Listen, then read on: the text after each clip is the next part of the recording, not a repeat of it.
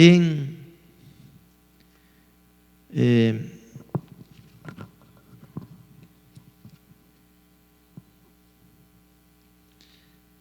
el Evangelio según San Mateo, capítulo número 8. Evangelio según San Mateo, capítulo número 8. Esperando que puedan estar allí atentos, sin distraerse.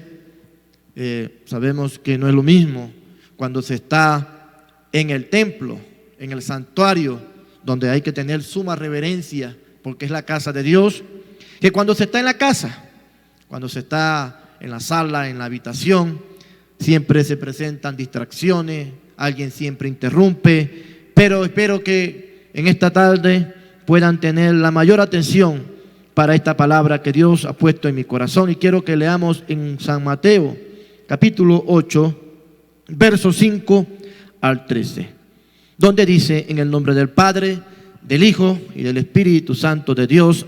Amén. Entrando Jesús en Capernaum, vino a él un centurión rogándole y diciendo: Señor, mi criado está postrado en casa, paralítico, gravemente atormentado. Y Jesús le dijo: yo iré y le sanaré. Respondió el centurión y dijo: Señor, no soy digno de que entres bajo mi techo, solamente di la palabra y mi criado sanará. Porque también yo soy hombre bajo autoridad y tengo bajo mis órdenes soldados. Y digo a este: ve y va, y al otro: ven y viene, y a mi siervo: haz esto, y lo hace. Al oírlo Jesús se maravilló y dijo a los que le seguían: de cierto os digo que ni aun en Israel he hallado tanta fe. Y os digo que vendrán muchos del oriente y del occidente y se sentarán con Abraham e Isaac y Jacob en el reino de los cielos. Mas los hijos del reino serán echados a las tinieblas de afuera. Allí será el lloro y el crujir de dientes. Entonces Jesús dijo al centurión: ve, y como creíste, te sea hecho. Y su criado fue sanado en aquella misma hora. Amén. Bien, quiero orar un momento. Padre que estás en los cielos, muchas gracias, Señor, por este momento, por esta oportunidad que podemos tener a través de esta plataforma de Facebook y de YouTube, de predicar tu palabra, Señor. Creemos, Dios mío, que ya hay personas conectadas recibiendo esta palabra, y que pronto, en el futuro, muchos también verán esta transmisión. Pido, Dios, que el mensaje que salga de mis labios sea el resultado de tu inspiración, de tu sabiduría, Dios mío, en mi mente y en mi corazón. Pon la palabra en mi boca. La palabra que salga de mí no sea mi consejo, no sea mi concepto, sino el que tú inspires, Señor, en mis labios. Límpiame con la sangre del Cordero. Hazme digno de pararme aquí en este lugar y predicar tu palabra. En el nombre de Jesucristo. Muchas gracias. Amén. Amén. Bendito sea Jesucristo. Bien, quiero hablarles hoy con la ayuda de Dios sobre la fe. Aquí dice: de un centurión. En mi Biblia tiene ese título: la fe de un centurión. Pero que bien puede ser la fe de cualquier persona.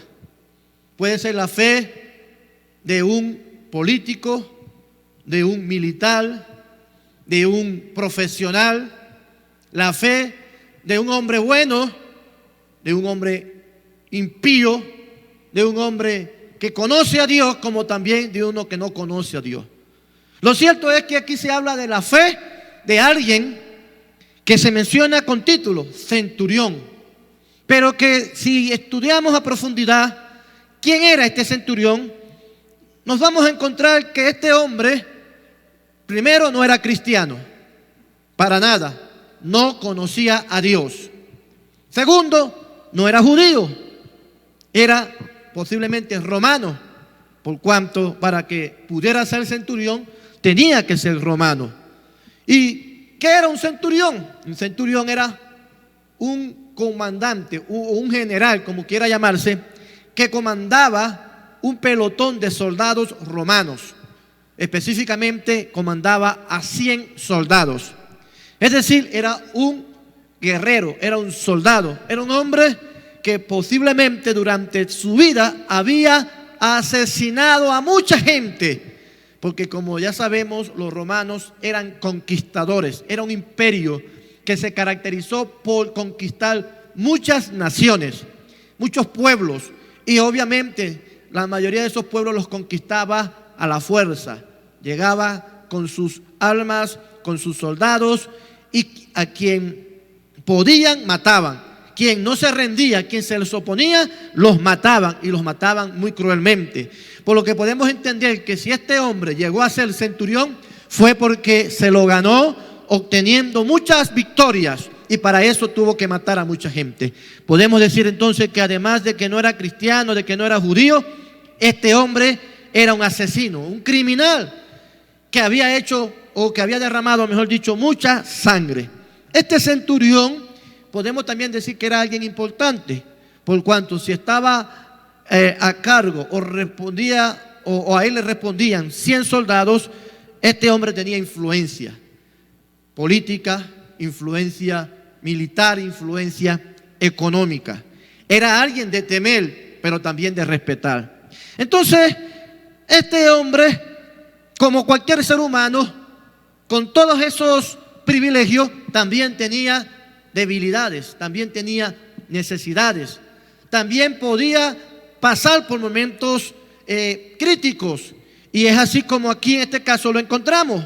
Este hombre dice que tenía un criado, alguien que era su sirviente, pero que tenía un afecto muy grande hacia él, lo quería mucho, quizás más que un familiar, porque dice allí que cuando este criado estaba postrado en casa, paralítico, gravemente atormentado, este se acercó a Jesús, fue a Jesús, siendo centurión, siendo alguien con la capacidad que él tenía, o con el nivel jerárquico que tenía dentro del imperio romano. Este hombre pudo bien buscar los mejores médicos de aquella sociedad o de aquel entonces, pero aquí se destaca el hecho de que fue a donde estaba Jesucristo. Pero la actitud cuando va a Jesús fue una actitud distinta a la que quizás se pensaba en principio podía ser, porque dice aquí que fue a rogarle a Jesús. Podemos entonces destacar que este hombre se humilló, dejó de lado su orgullo, su prepotencia, dejó de lado sus medallas como soldado, como general o como comandante. Todo ese poder que tenía lo dejó de lado, porque como bien puede pasarle a todos, más allá de que tenga poder, dinero, influencia, todos en algún momento vamos a pasar por situaciones en las que nada de eso nos va a servir. Hay momentos en la vida del ser humano en las que no le va a servir el dinero, no le va a servir el título que tenga, no le va a servir el poder militar, el poder político que tenga o la influencia. Hay situaciones en la vida en que para nada eso servirá, como fue el caso de este hombre. Y él entendió que frente a la situación que tenía allí delante de él, necesitaba algo más que lo material, algo más que el dinero, algo más que la influencia. Necesitaba una intervención sobrenatural. Necesitaba un milagro de Dios. Alabado sea el Señor, porque fue allí donde él entendió que él como ser humano, más allá de lo que tenía, necesitaba a Dios. Y es que todo ser humano necesita a Dios. En algún momento de su vida lo va a necesitar, y tendrá allí que humillarse. Es allí donde tendrá que reconocer su condición y de que lo que tiene nada sirve. Entonces este hombre dice que se postró, vino a Jesús y le rogó. Hay un evento paralelo a este, o parecido a este, pero en el Antiguo Testamento. Y es de alguien que también tenía poder militar como este hombre. Y era un comandante, un general sirio llamado Naamán, que también con todo lo que tenía, en algún momento de su vida, necesitó de algo más grande, de algo más poderoso de lo que tenía. Este hombre era, dice la Biblia, que era valioso, que era valiente, que era como la mano derecha del rey, pero tenía un grave problema y era leproso. Pero este hombre va a Israel para que el profeta Eliseo lo sane.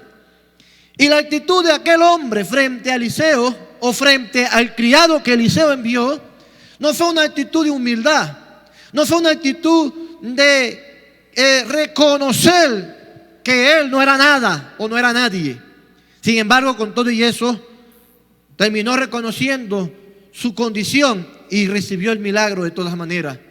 Pero aquí encontramos que este centurión de inmediato no puso prejuicio, sino que se humilló. Dice que le rogó a Dios. Este rogarle a Dios significa también suplicarle, pedirle por favor, reconocer que él no merecía tal cosa, pero que si le placía a él como soberano hacerlo, por favor que lo hiciera. Eso significa rogar. Muy diferente a lo que hoy muchos están enseñando, muchos predicadores, por cierto, muchos llamados apóstoles, muchos llamados profetas, muchos maestros de las iglesias evangélicas están enseñando lo contrario a lo que aquí encontramos. Y es que están enseñando que a Dios hay que demandarle, a Dios hay que exigirle, que hay que reclamarle, como si Dios estuviera obligado a hacer todo antojo que nosotros tengamos. Amados hermanos y amigos que me pueda ver, no somos nadie. Nosotros no tenemos la potestad ni el derecho de reclamarle a Dios nada. Más allá de que Él nos haya hecho promesas, nos haya dado beneficios, nosotros no tenemos el derecho de estar exigiendo a Dios nada, porque lo que Él nos pueda dar a nosotros, nos los dará por su gracia, por su misericordia. Y lo que nosotros tenemos que hacer es humillarnos ante Él y creer en su promesa. Bendito sea el Señor. Esa es la actitud correcta. Esa es la actitud que debemos tener, la de rogarle a Dios su favor. Jesucristo sea glorificado. Entonces vemos que este le rogó a Jesús, se humilló, no sabemos si se postró, pero lo cierto es que le rogó. Y le cuenta la situación, le dice: mi criado está postrado en casa, paralítico, gravemente atormentado. Y vemos entonces que Jesús de inmediato da una respuesta. Y la respuesta fue: yo iré y le sanaré. Jesús allí no vio la condición política, militar, humana de este centurión. De inmediato dijo: yo voy a ir a sanarlo. Pero el centurión, y es allí donde quería resaltar el mensaje, le dice: Señor, no soy digno de que entres bajo mi techo. Solamente di la palabra y mi criado sanará. Primero, vemos allí que el centurión admite delante de Jesús que no era digno. ¿Qué significa eso?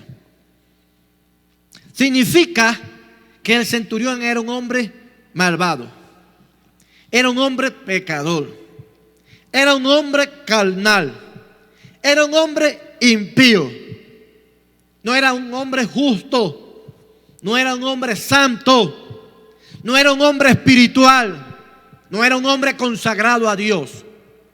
Todo eso podemos deducirlo porque allí lo dice: no soy digno. Y lo contrario a ser digno es indigno. Y alguien indigno es todo lo que acabo de mencionar. Alguien que no es santo, que está manchado, que está corrompido, que es pecador y que no es salvo. Porque el que no sea digno no es salvo. A Jesucristo sea la gloria. Y el hombre le dice: Señor, yo no soy digno. Pero le dice: yo soy hombre también bajo autoridad. Tengo bajo mis órdenes soldados. Y le digo a este: ve, y él va. Y al otro: ven, y viene. Y le digo a mi siervo: haz esto, y lo hace. Y cuando Jesús oye aquello, dice que se maravilló y dijo a los que le seguían: de cierto os digo que ni aún en Israel he hallado tanta fe, ni aún entre mis seguidores, entre mis discípulos, entre el pueblo llamado santo, entre el pueblo especial escogido por Dios que era Israel, he hallado tanta fe como la que tiene este centurión, este hombre impío que no era de Israel, era romano, era gentil, pero que además era todo lo que acabo de decir. Era un impío, un carnal, un pecador, pero con todas esas características negativas, Jesús habla de él como un hombre de fe. A Dios damos la gloria. No he hallado la fe en nadie de este pueblo, en nadie de esta nación como la de este hombre. Por eso titulé el tema la fe de un centurión, que bien puede ser la fe de cualquier persona.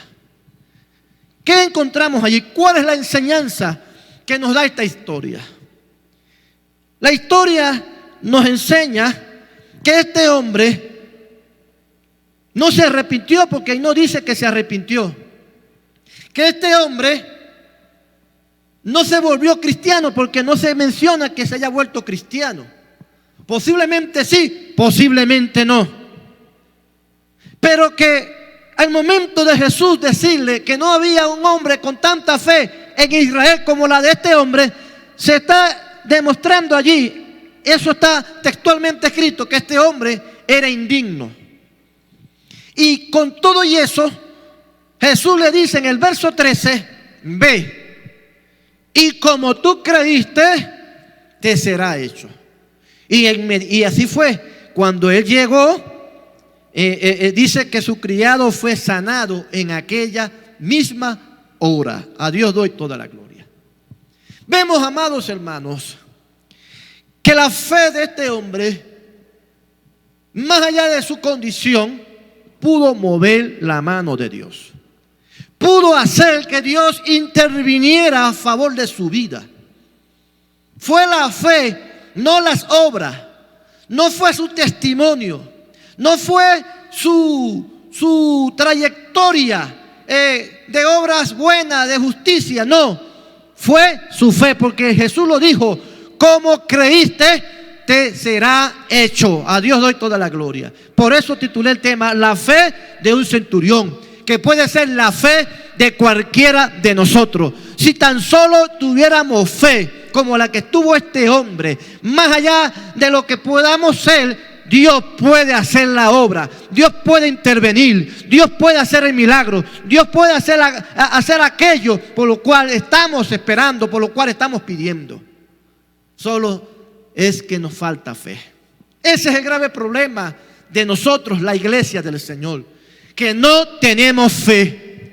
Porque he escuchado a gente que dice: es que Dios no nos responde porque nosotros tenemos poco, porque tenemos muy pocos eventos, porque tenemos muy pocos sacrificios, porque hacemos muy pocas cosas. No, Dios no nos responde, no es por lo que no hagamos. La razón es porque no hay fe. Alabado sea Dios. Porque si tuviéramos fe, la fe verdadera, la fe que necesita Dios de nosotros para Él obrar, Dios hiciera muchas cosas entre su pueblo. A Dios doy toda la gloria. Quiero decir esto y dejarlo muy claro. No sé si el centurión se salvó. Posiblemente no se salvó. Posiblemente él vio la gloria de Dios allí, porque él vio la gloria de Dios. Pero más allá de eso, quizás él luego se apartó, o mejor dicho, él luego siguió su vida como siempre la llevaba. Quizás él nunca siguió a Jesús después de allí y se perdió. Posiblemente ahora está en el infierno. O posiblemente luego se convirtió, porque sabemos también, aunque la Biblia no relata todas esas historias, pero hay registros históricos, hay documentos que señalan que hubo muchos romanos, que hubo muchos centuriones, que hubo muchos tribunos y hasta inclusive servidores del Imperio Romano que estaban allí, senadores, que se convirtieron al Evangelio, que se convirtieron en seguidores de Jesucristo, y que inclusive muchos de ellos hasta murieron juntamente con aquellos cristianos que fueron martirizados. No sabemos nada Repito, se pudo salvar, se pudo perder. Pero en este momento aquí encontramos que Dios no le limitó el milagro a causa de su condición. Solo vio que había fe en él y Dios le respondió y Dios hizo el milagro. Lo que quiere decir que si nosotros tenemos fe, Dios puede hacer la obra. A Dios doy toda la gloria. Amados hermanos, la fe mueve la mano de Dios. Dios no se mueve ni se moverá a favor de ningún ser humano por lástima o por la lástima que ésta pueda inspirar. A Dios no lo va a mover la lástima que nosotros le podamos transmitir. Un ser humano podrá tener la mayor de las más grandes, y valga la redundancia, de las necesidades. Pero Dios no se moverá para actuar de acuerdo a las necesidades. Lo único que moverá a Dios, sin importar si tenga o no tenga necesidad en una persona, es la fe que hay en ella. A Dios doy toda la gloria. Porque Dios, hermano, a Dios solo lo mueve la fe verdadera. Hay otro ejemplo que quería traerles a colación y se encuentra en el libro de los Hechos. En el libro de los Hechos hay otro relato parecido, que tiene que ver con un centurión también. Capítulo 10. En el capítulo 10 encontramos a un centurión llamado Cornelio. Dice que había en Cesarea un hombre llamado Cornelio, centurión de la compañía llamada La Italiana. Pero este sí dice que era piadoso, a diferencia de aquel que dijo que no era digno. Este sí era piadoso, temeroso de Dios con toda su casa, y que hacía muchas limosnas al pueblo y oraba a Dios siempre. Este vio claramente en una visión, como a la hora 9 del día, que un ángel de Dios entraba donde él estaba y le decía: Cornelio.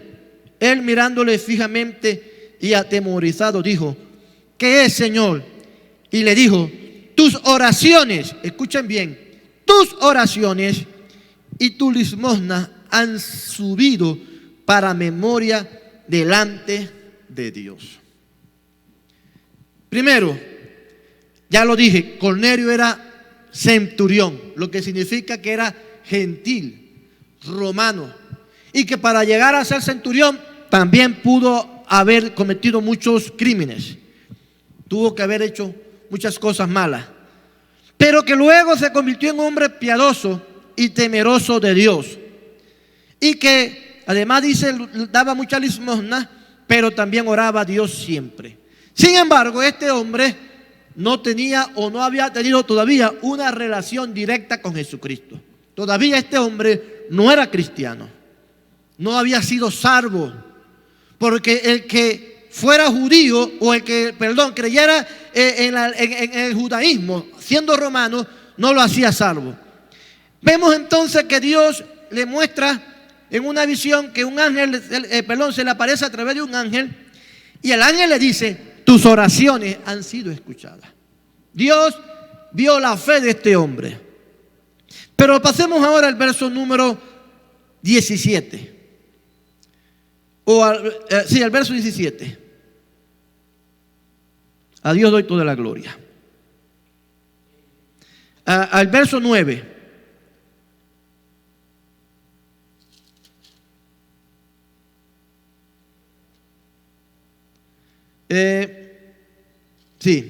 Al día siguiente, mientras ellos iban por el camino y se acercaban a la ciudad, Pedro subió a la azotea para orar cerca de la hora sexta. Y tuvo gran hambre y quiso comer, pero mientras le preparaban algo, le sobrevino un éxtasis, una revelación, una visión, una experiencia. Y vio el cielo abierto y que descendía algo semejante a un gran lienzo, que atado de las 4 puntas era bajado a la tierra, en el cual había de todos los cuadrúpedos, terrestres, reptiles y aves del cielo. Y le vino una voz: levántate, Pedro, mata y come. Entonces Pedro dijo: Señor, no, porque ninguna cosa común o inmunda he comido jamás. Volvió la voz a él la segunda vez: lo que Dios limpió, tú no lo llames común. Esto se hizo 3 veces y aquel lienzo volvió a ser recogido en el cielo. Alabado sea Dios. Y mientras Pedro estaba perplejo dentro de sí sobre lo que significaría la visión que había visto, he aquí los hombres que habían sido enviados por Cornelio, los cuales preguntando por la casa de Simón, llegaron a la puerta y llamando preguntaron si moraba allí un Simón que tenía por sobrenombre Pedro. Y mientras Pedro pensaba en la visión, le dijo el Espíritu Santo: he aquí 3 hombres te buscan. Levántate pues y desciende y no dudes de ir con ellos, porque yo los he enviado. Entonces Pedro, descendiendo a donde estaban los hombres que fueron enviados por Cornelio, les dijo: he aquí, yo soy el que buscáis. ¿Cuál es la causa por la que habéis venido? Ellos dijeron: Cornelio el centurión, varón justo y temeroso de Dios, y que tiene por testimonio, y que tiene buen testimonio en toda la nación de los judíos, ha recibido instrucciones de un santo ángel de hacerte venir a su casa para oír tus palabras. Entonces, haciéndoles entrar, los hospedó, y al día siguiente, levantándose, se fue con ellos, y le acompañaron algunos, escuchen bien, algunos de los hermanos de Jope. Al otro día entraron en Cesarea, y Cornelio los estaba esperando. Y quiero que presten atención a esta parte.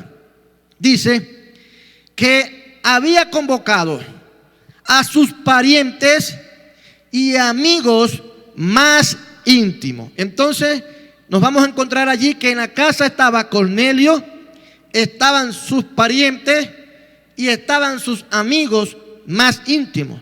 Pero además de esto también estaba Pedro con algunos hermanos de Jope que habían ido a acompañarle. Es decir, que eran cristianos judíos, porque eran de nacionalidad judía. En cambio, los parientes de Cornelio presumimos que eran romanos, como también sus más íntimos amigos eran romanos. Pero además también tenemos que presumir que como Cornelio era centurión, estaban con él algunos soldados que le prestaban seguridad, algunos guardaespaldas, por decirlo así. Pero también podemos presumir que él, como tenía poder económico, allí también estaban o habían sirvientes. Es decir, que había una buena cantidad de personas allí.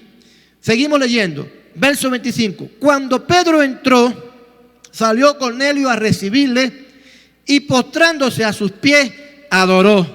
Mas Pedro le levantó diciendo: levántate, pues yo mismo también soy hombre.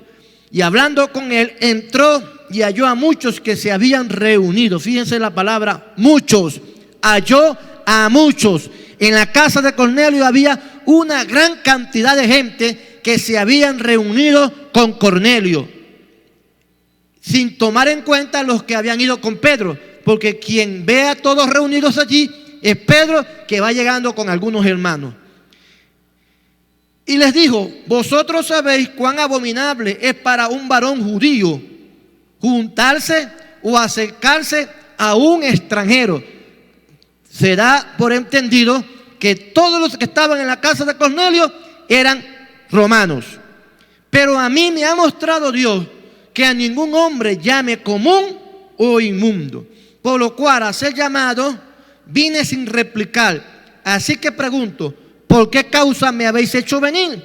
Entonces Cornelio dijo: hace 4 días que a esta hora yo estaba en ayunas, y a la hora 9, mientras oraba en mi casa, vi que se puso delante de mí un varón con vestido resplandeciente. Y dijo: Cornelio, tu oración ha sido oída, y tus limosnas han sido recordadas delante de Dios. Envía pues a Jope y haz venir a Simón, el que tiene por sobrenombre Pedro, el cual mora en casa de Simón, un curtidor junto al mar. Y cuando llegue, él te hablará. Así que luego envié por ti, y tú has hecho bien en venir. Ahora pues, todos nosotros estamos aquí en la presencia de Dios para oír todo lo que Dios te ha mandado. Y entonces viene la otra parte buena.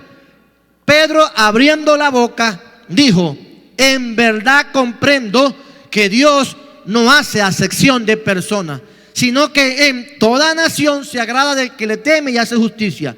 Dios envió mensaje a los hijos de Israel anunciando el evangelio de la paz por medio de Jesucristo. Este es Señor de todo. Vosotros sabéis lo que se divulgó por toda Judea, comenzando desde Galilea, después del bautismo que predicó Juan, cómo Dios ungió con el Espíritu Santo y con poder a Jesús de Nazaret, y cómo éste anduvo haciendo bienes y sanando a todos los oprimidos por el diablo, porque Dios estaba con él. Y nosotros somos testigos de todas las cosas que Jesús hizo en la tierra de Judea y en Jerusalén, a quien mataron colgándole en un madero. A este levantó Dios al tercer día e hizo que se manifestase, no a todo el pueblo, sino a los testigos que Dios había ordenado de antemano. A nosotros que comimos y bebimos con él después que resucitó de los muertos, y nos mandó que predicásemos al pueblo y testificásemos que Él es Dios, el Dios que ha puesto por juez de vivos y de muertos. De este dan testimonio todos los profetas, que todos los que en Él creyeren recibirán el perdón de los pecados por su nombre. Y mientras aún hablaba Pedro estas palabras, el Espíritu Santo cayó sobre todos. La palabra todos es todos los que oían el discurso.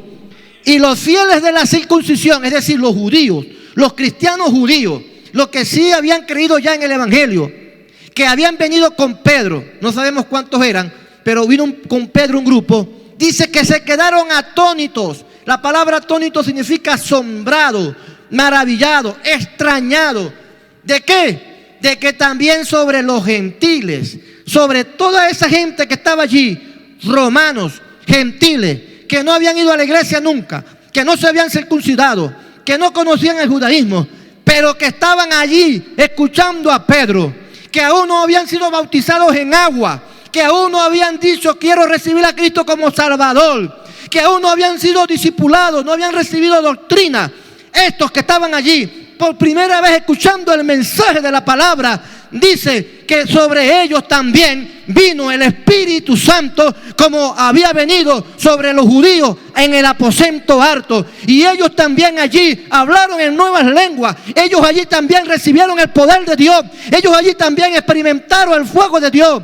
Y estos estaban asombrados y se preguntaban, ¿cómo es esto posible? ¿Cómo es posible que ellos tengan lo que nosotros tenemos? Es que nosotros lo tenemos porque recibimos a Cristo. Es que nosotros lo tenemos porque recibimos doctrina. Es que nosotros lo tenemos porque fuimos bautizados en agua. Hermanos míos, ellos recibieron la promesa porque allí estaban escuchando la palabra de Dios de boca de Pedro y lo estaban haciendo con fe. Alabado sea Dios. La fe que había en ellos hizo que las compuertas de los cielos, que las ventanas de los cielos se abrieran y la gloria de Dios se derramara sobre ese pueblo, sobre esa cantidad de hombres y mujeres que estaban allí, que aún no eran ni judíos ni cristianos. Bendito sea el Señor. La fe mueve la mano de Dios. La fe hace que la gloria de Dios se derrame. La fe hace que seamos llenos con el Espíritu Santo. Es la fe. No hay más requisito que hacer sino creer en Dios. Bendito sea su santo nombre. Por supuesto, no sabemos si muchos de ellos luego fueron salvos. No sabemos cuántos de ellos se salvaron o cuántos de ellos se perdieron luego. Porque el que ellos hayan sido revestidos con la promesa del Espíritu Santo no significa que ya estaban salvos o que ya, tenían el cielo asegurado. Por supuesto que no. Para ser salvo hay que perseverar hasta el fin. Para ser salvo hay que estar inscrito en el libro de la vida, apartarse del pecado, vivir para Dios. Pero en ese momento Dios los llenó, Dios los revistió con su Espíritu Santo porque tenían fe. Luego quizás los bautizaron en agua, luego quizás recibieron doctrina, luego quizás los hicieron miembros de alguna iglesia. Pero en ese momento la fe que había en ellos hizo que la gloria de Dios se derramara sobre sus vidas. Ese es el grave problema que tenemos como iglesia. Nos falta fe. Bendito sea el Señor. Y porque nos falta fe, acudimos a recursos naturales. Y porque nos falta fe, dependemos de nuestras propias fuerzas. Y porque nos falta fe, no nos atrevemos a dar pasos de fe. Nos quedamos paralizados. Porque nos falta fe. La gente hoy en día, mucha gente hoy en día, no quiere nada con los evangélicos, no quiere nada con la iglesia. Porque si hay algo que hizo que la iglesia creciera en la iglesia primitiva, era que los creyentes de ese tiempo eran creyentes de fe y creían que sus vidas no valían nada con el propósito de predicar el evangelio. A Dios doy toda la gloria. Nos falta fe. Pero quiero, para aclarar algo, o para darle base a lo que he estado diciendo, en hablar sobre, vamos a ver, capítulo 10 de Lucas. A Dios doy toda la gloria.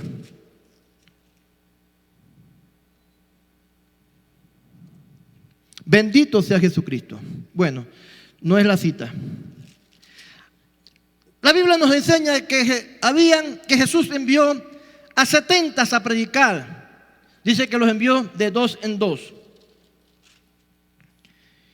Y ellos fueron por los pueblos, por los barrios, por las calles, por las ciudades, llevando el mensaje del Señor. Pero al regresar, algunos de ellos, dice la Biblia, que regresaron maravillados, regresaron contentos. Bendito sea el Señor. Capítulo 10, verso 17 en adelante. Vamos a leer la cita, ya la hallé. Dice: volvieron los 70 con gozo, diciendo: Señor, escuchen bien esto, Señor, aún los demonios se nos sujetan en tu nombre. Escuchen bien, aún los demonios se nos sujetan en tus nombres. Pero no solo fue eso lo que hicieron. Ellos, además de que los demonios se les sujetaban, también sanaron enfermos. Ellos fueron instrumentos de muchos milagros. A través de ellos Dios hizo sanidades, señales y prodigios. Y por supuesto, cuando uno es usado por Dios, cuando Dios lo usa a uno como un instrumento para salvar primeramente, para sanar o para echar fuera un demonio, claro que nos ponemos contentos. ¿Quién no se va a poner alegre al saber que Dios lo ha usado? ¿Quién no se va a poner alegre al saber que Dios nos ha ungido con su Espíritu Santo para ser instrumento en sus manos y que muchos lleguen a los pies del Señor a través de nosotros? Claro que nos ponemos contentos. Alabado sea Dios. Sin embargo, el verso 19 dice: he aquí os doy potestad. Yo les he dado a ustedes poder. Él nos ha dado poder y autoridad a través de su Espíritu para pisar serpientes, escorpiones y sobre toda fuerza del enemigo. Y nada de eso los va a dañar. Pero lo aclara bien claro para redundar. No os regocijéis de que los espíritus se os sujeten. No os regocijéis de que un enfermo se sanó porque tú oraste por él. No os regocijéis porque tuviste una revelación, o porque tuviste un sueño, o porque tuviste una visión, o porque danzaste, o porque brincaste, o porque caíste al suelo, o porque fuiste bautizado con el Espíritu Santo y hablaste en lengua. Por supuesto, regocíjate. Eso no es lo que quiere decir Jesús. Sin embargo, Él aclara: más bien gózate, regocíjate con mucho más regocijo, redundando, de que sus nombres estén escritos en el libro de los cielos, estén escritos en el libro de la vida. ¿Por qué Jesús dice eso? Porque es posible, como ha sido así, que muchos se dejen usar por Dios, que muchos tengan experiencias con Dios, porque tienen fe, porque pueden hacer como hizo este Cornelio, este centurión, el del criado. Pueden hacer como hizo Judas. Judas el Iscariote, muy posiblemente era uno de esos 70. Judas muy posiblemente echó fuera demonios, sanó enfermos. Judas quizás fue uno de los que andaban allí dentro de esos 70, pero sabemos que Judas, con todo y eso, está ahora mismo en el infierno. ¿Pero por qué? Porque Judas creyó que eso era lo más importante. Hermanos míos, tenga cuidado. Lo más importante que nosotros podamos tener en los caminos del Señor no son las cosas que recibamos temporalmente. La Biblia lo dice, que nuestros nombres estén inscritos en el libro de la vida. Porque en aquel día muchos le dirán: Señor, pero si en tu nombre echamos fuera demonios, en tu nombre profetizamos, en tu nombre sanamos a los enfermos, ¿qué pasa? ¿Por qué estamos aquí? Y el Señor les dirá: apartados de mí, yo no los conozco. A Jesucristo sea la gloria. Entonces, quiero aclarar eso. La fe hace que Dios se mueva, que Dios haga milagros, que Dios sane, que Dios eche fuera demonios a través de nosotros. La fe puede hacer que el Espíritu Santo se derrame, pero hay que tener cuidado. Eso no es todo. Hay que tener el nombre inscrito en el libro de la vida. A Dios doy toda la gloria. Amados hermanos y amigos que me puedan ver, Dios ama a la humanidad.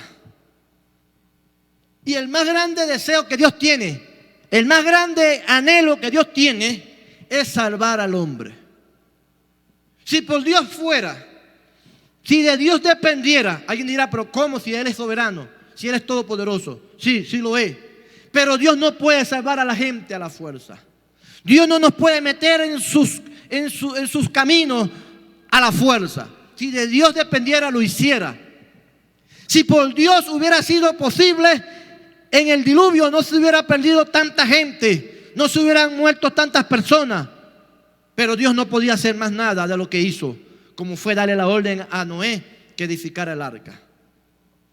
Y Noé entró con sus hijos, con su familia voluntariamente. Dios no los metió a la fuerza. Pero si de Dios dependiera, nadie se perdería. ¿Qué quiero decir con esto? Que Dios quiere que todos seamos salvos. Y Él hace y hará todo lo posible para traernos a sus caminos, para ponernos en su voluntad. Dios hace y hará todo lo posible para que todos los seres humanos busquen a Dios. No lo contrario. Dios no pone piedra, no pone tropiezo. Dios no aleja a la gente de Él. Dios las trae. Como dice también en el libro del profeta Jeremías, Dios tiene un lazo de amor con el que atrae a las personas hacia Él. Con esto quiero decir que Dios quiere que todos seamos salvos. Pero sin embargo, nosotros en ocasiones le ponemos tropiezo a las personas para que no se salven. Somos nosotros los que le ponemos obstáculos a las personas. Nos dejamos usar por el maligno para que las personas no se salven. Y eso lo hacemos a través de argumentos, de conceptos.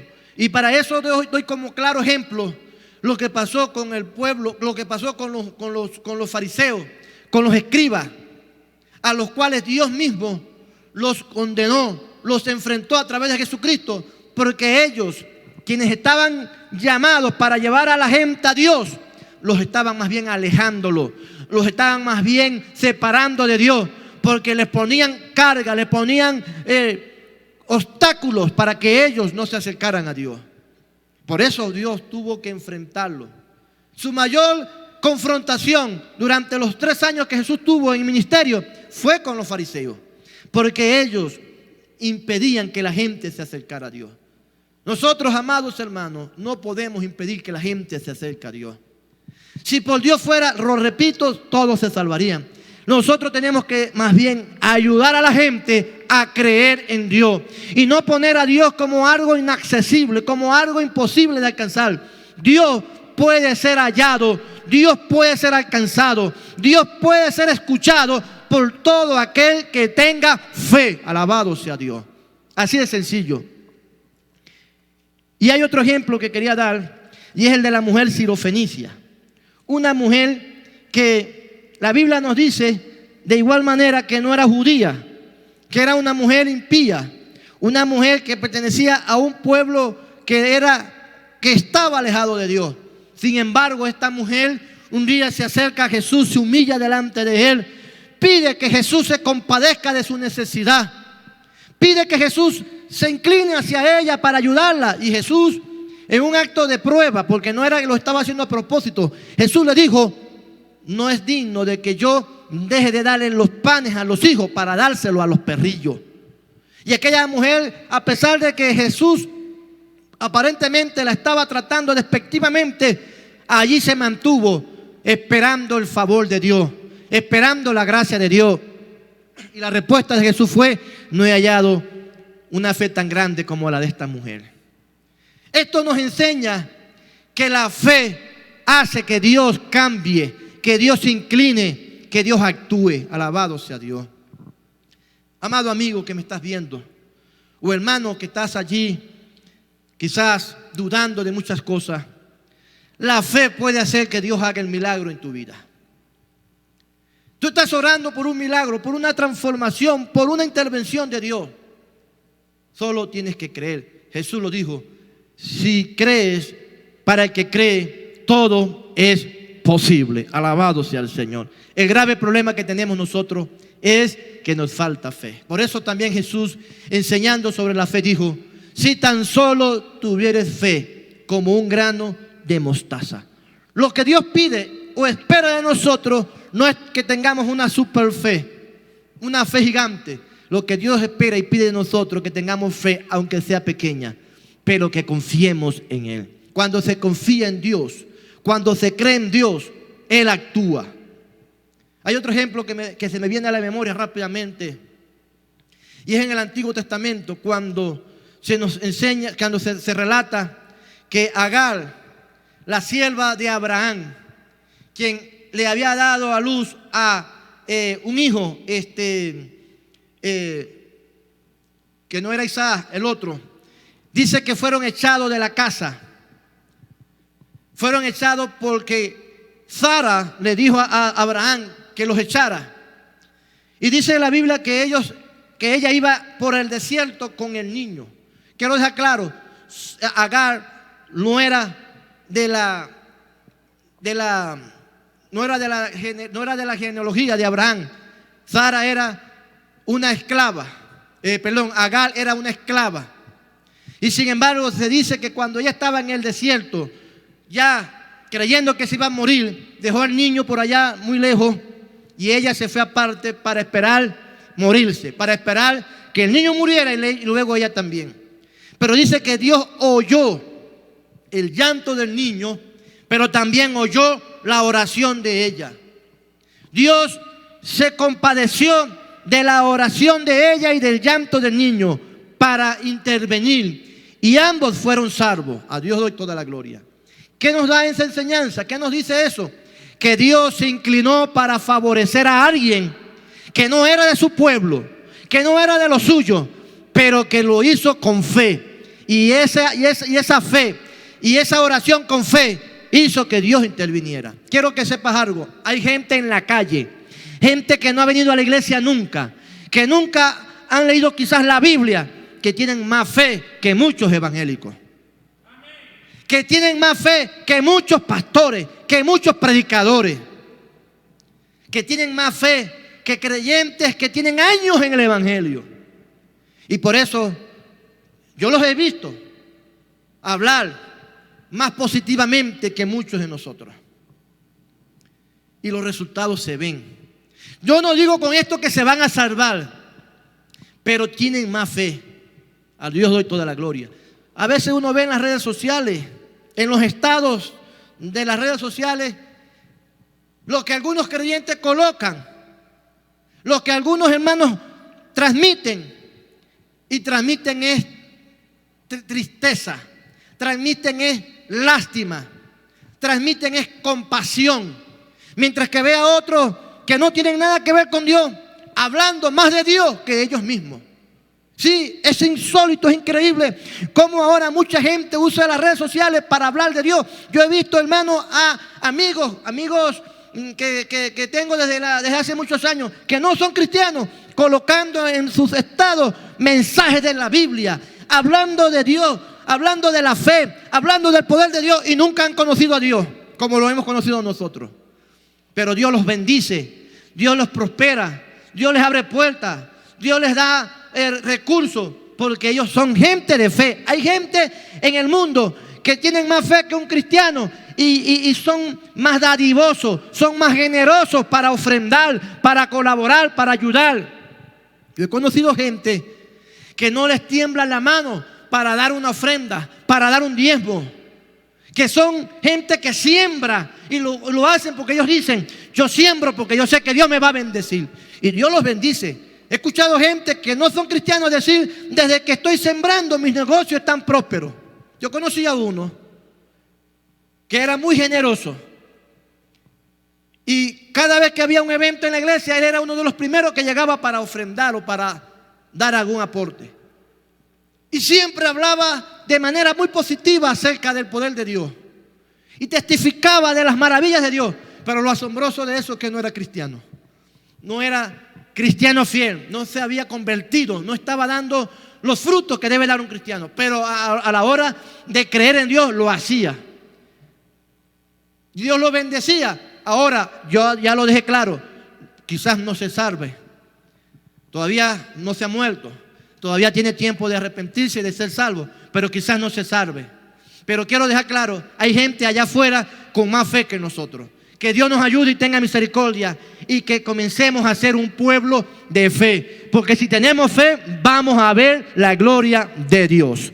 Padre, gracias en esta hora por esta palabra, por esta reflexión.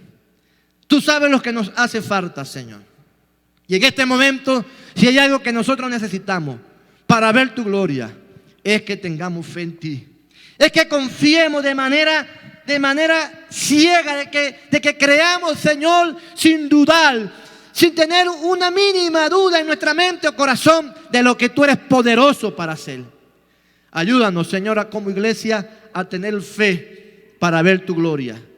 Fe para que el mal delante de nosotros se abra. Ese mal que es un obstáculo, ese mal que es una barrera y que no nos está permitiendo avanzar, que nos tiene estancados, que nos tiene allí paralizados, que nos tiene allí sin crecer. Padre, en esta hora, ayúdanos a caminar en fe, a actuar en fe para pasar por ese mar en seco, Señor.